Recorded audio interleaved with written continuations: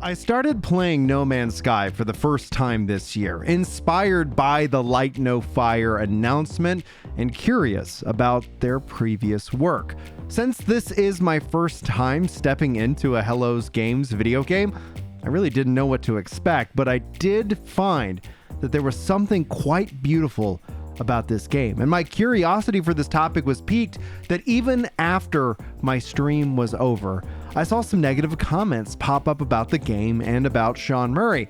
And these comments even spilled over into my live streams of other video games. Scenic says, "You down to talk Light No Fire, dude?" 100%. I will talk Light No Fire until I have no more words or air in my lungs, dude. I'm so freaking excited for Light No Fire, Scenic. But then the accusation that this game's a fraud really did take me by surprise. I don't know, like, how is it borderline fraud?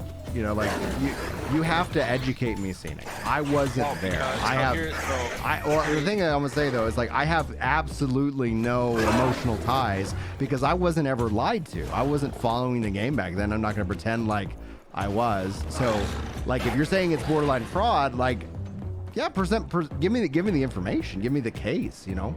You know, send me the links, like, because that's what I've been trying to research. He said there were features in the game that weren't in the game at launch. Okay. That they later added. But did he say, like, he said it like they're in the game at launch? It could be implied. I don't know if it was. Saying something could be implied, then I would ask, how is he different from Todd Howard? So at the end, the question to me is, did Shawn Murray lie? And what's happened since the release of No Man's Sky? Yeah, like, if it... and, like, lies is an interesting, you know, word. I can't speak to that. I'm still getting educated, and so I've been doing research for an essay about the subject, but... like, I always look at it in terms of, you know, like, what's the context behind who he is as a developer, what was going on at the time. Will you be able to play with your friends? Yeah. Can you grief other players? A little bit. Our system. Do we ever get to see ourselves? No, you don't see yourself, so the only way for you to know what you look like is for somebody else to, you know, to see you. Can you run into other people, other players on the game? Yes, but the chances of that are incredibly rare, just because of the size of what we're building. Wow. There's a lot of moving parts and things that are under the scene. Like, I could venture to bet, and this is just me, you know, trying to give everybody, I guess, the grace to have, you know, human moments. But it's like, if you're untrained, you're getting the spotlight on you, you're excited about your game. Can you customize the look of your character? Sort of. So do you often go to planets and you're just like, well, this is just a total dud? No, not that often. Because people will ask me about stuff in apps, and I'm like, yeah, we can absolutely do that.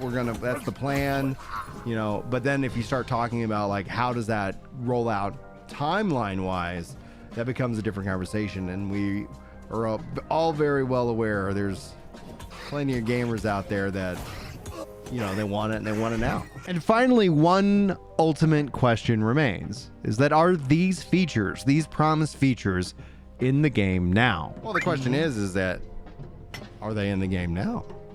And if they are in the game now, I believe many of them are. Right. Let's say, you know, we would have to look at the delta there, but right. Then the same time, like, how much of it is like somebody who's excited about what they're building, and then they misspeak and they're not trained and they don't know how to communicate, and the internet takes it and runs with it. We see this in countless examples. Everybody, you know this to be true. Headline culture is a real thing. So yeah, when all that is being said and done, I look at, did they quit or did they get to work? And I admire that it's not that you came out of the gate and tripped on your first big thing, but it's that you didn't say pack it in. Oh, sorry guys, you know, like the day before. So this is the thing, like I was not ever lied to, because I was I was never a part of that. And when I went and played No Man's Sky last week, it was really cool. But is it true what people said about Shawn Murray? And should I write Light No Fire off because of it? Thus, my investigation began into the history of No Man's Sky and the people's view of Shawn Murray.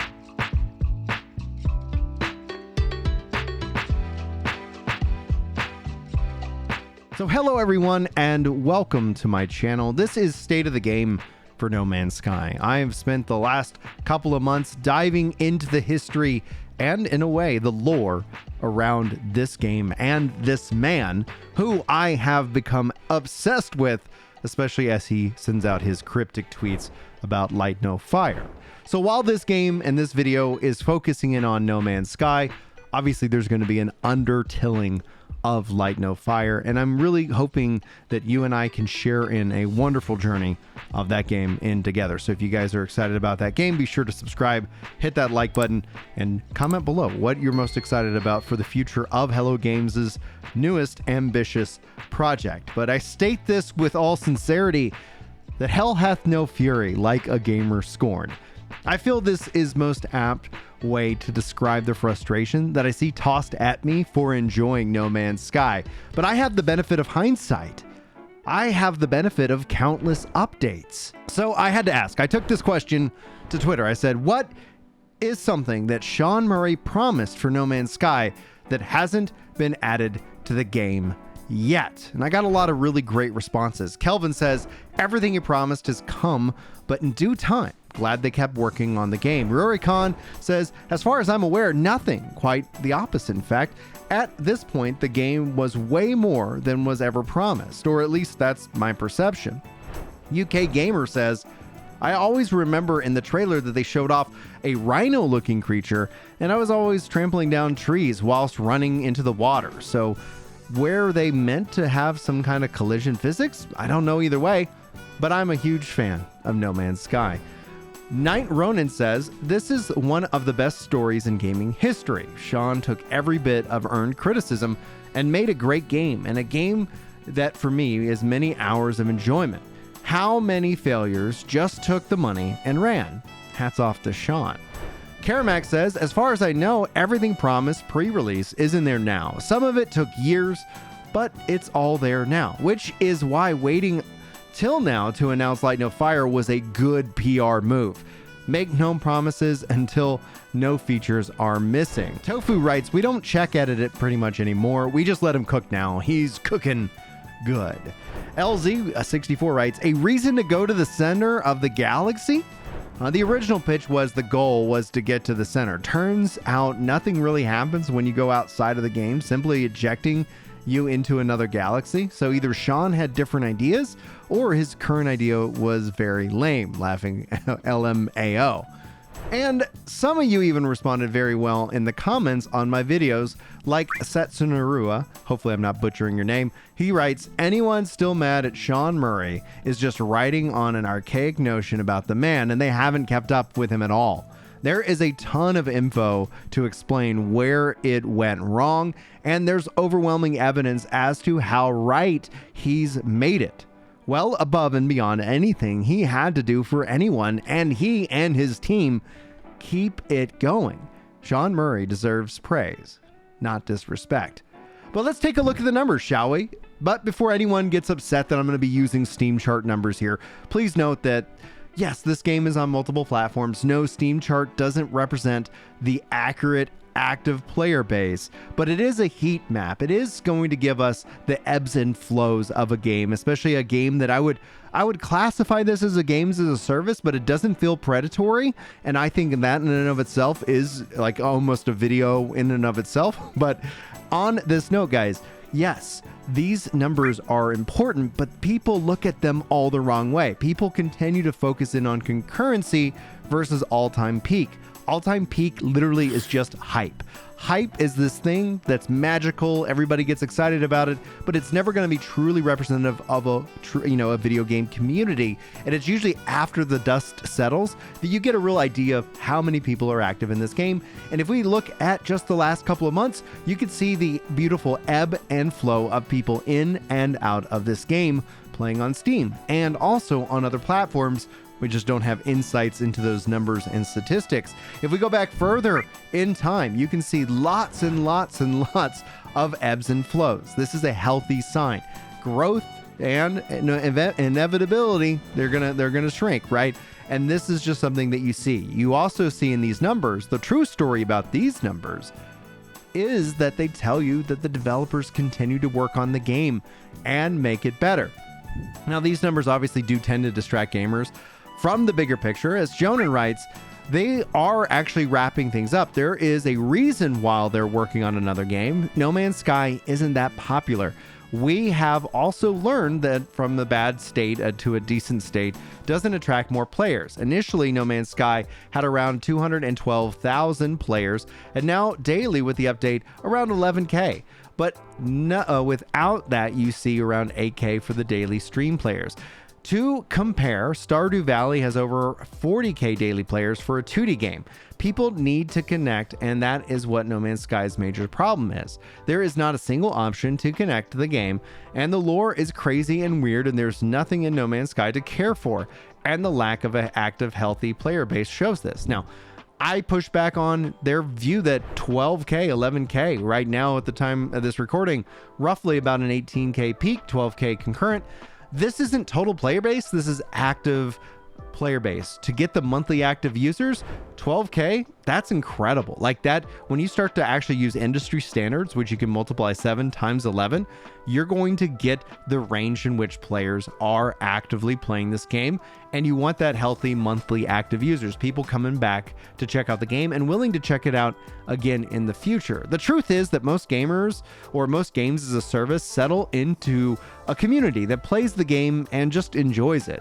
Games shouldn't be measured by the hype that they produce pre-launch. In fact, the best game ever is the unreleased game that you know nothing about. And that is one of the reasons what drives their own hype levels, and which, in fact, I think is one of the biggest things with Shawn Murray and what he communicated to players pre-launch. When I go back to his video, when I just go and watch the things he says and how he says it, as a developer myself, I watch this and I immediately have my developer brain on going, oh, he's talking not just about tomorrow, but he's talking about a year from now and 5 years from now. He has a grand vision. And I think ultimately, he's just untrained. And this brings me to the ultimate conclusion. Shawn Murray is a visionary. He's a dreamer. So he's not necessarily somebody who you want as the lead of your marketing team, because gamers take these things communicated as promises. And to be fair to them, they're not wrong to do so. That's why you see so many people trained in this as kind of an art style in and of itself. My vote is just let Shawn Murray cook and let somebody else do the hype. But I will see what happens with Light No Fire. One way or the other, I'm sure it's going to be a grand adventure. But let's look beyond the numbers, right? Let's take a look at what they've done actually over the years. This is their piece de resistance, for lack of a better word and a bad French accent. We have the Foundation update in November of 2016, followed by the Pathfinder update in March of 2017. Then you have the Atlas Rises update in August of 2017, followed by the No Man's Sky Next update, the 1.5 update, in July of 2018. Then you have the No Man's Sky Abyss update in October of 2018. Oh, and did I mention that the July 2018 update included the multiplayer, third-person camera, character creation, freighters? Like, there is so much that they're adding in over time. So you can see the promises filled out in real time. No Man's Sky Vision update in November of 2018. You have the Beyond update in August of 2019, the Synthesis update in November of 2019, and then kicking off 2020 very strong with the No Man's Sky Living Ship update, followed by in April the EXO update, and then finally the Crossplay update in June of 2020. This keeps going on. No Man's Sky Desolation update in July of 2020, the No Man's Sky Origins update in September of 2020, the No Man's Sky Halloween update in October of 2020, and the continual next generation No Man's Sky with the Xbox Series X support, etc.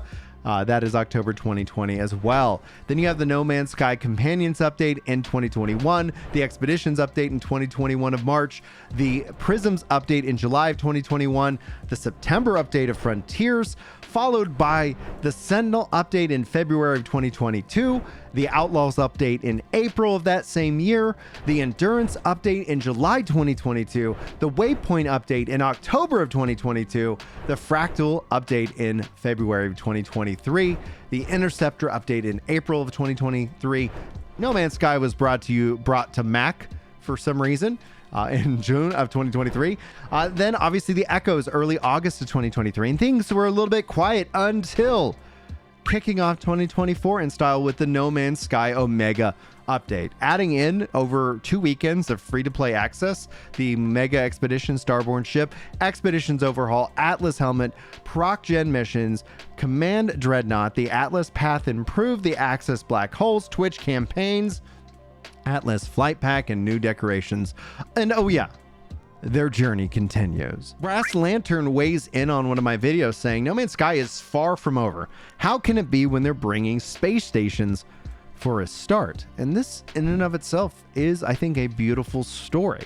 One that, especially for Light No Fire, communicates that, guess what, guys, regardless of if you think the game is a success, regardless of how it, makes its introduction into the world, these games are both incredible and just fascinating. Like, I'm so happy they exist, right? Like, it's really to a point where these games and the people behind them are willing these things into existence. It's a magical thing that we're witnessing. And yes, there's going to be missteps, because guess what? Shawn Murray's a human. I guess that's the conclusion of the video, guys. He most likely misspoke and didn't communicate very clearly. And even as I saw him in other clips try and set different expectations and kind of walk things back, the developer brain in me goes, oh, I've been there. Yeah. Oh yeah, we can build that for you. Oh yeah, we can make that happen. By when?